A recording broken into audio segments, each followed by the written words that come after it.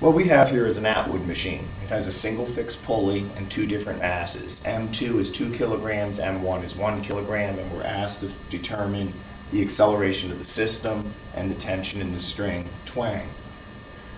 I'm going to begin with Newton's second law. Surprise, surprise.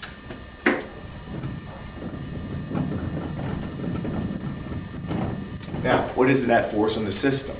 Well, we have two opposing forces here. We have the weight of M2 and the weight of M1, which are opposing each other.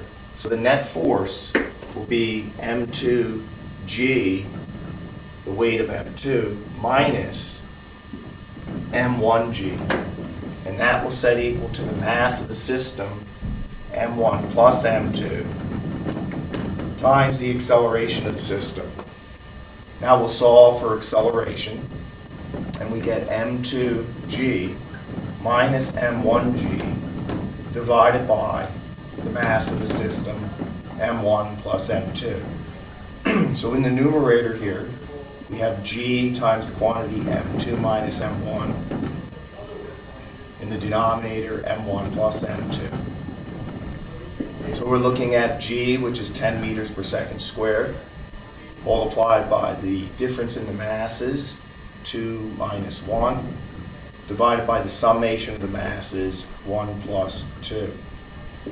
So we have here 10 times 1 divided by 3, or 3.33 meters per second squared, is the acceleration of the system. Now, to find the tension, what we need to do is isolate either M1 or M2.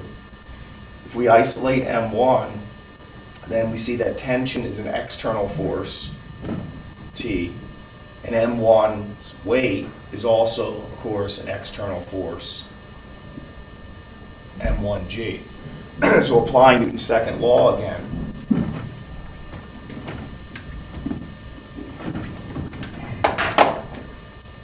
we have that the net force is the tension minus M1G. Right, the tension is directed upward, the weight of M1 is directed downward. And that's equal to the mass of the system, which is just M1 now, times acceleration. So solving for tension, we get M1G plus M1A. Or M1 times the quantity, G plus acceleration. Mass 1 is 1, the acceleration due to gravity is 10, the acceleration is 3.33, so we get here 13.33 newtons is the tension in the string.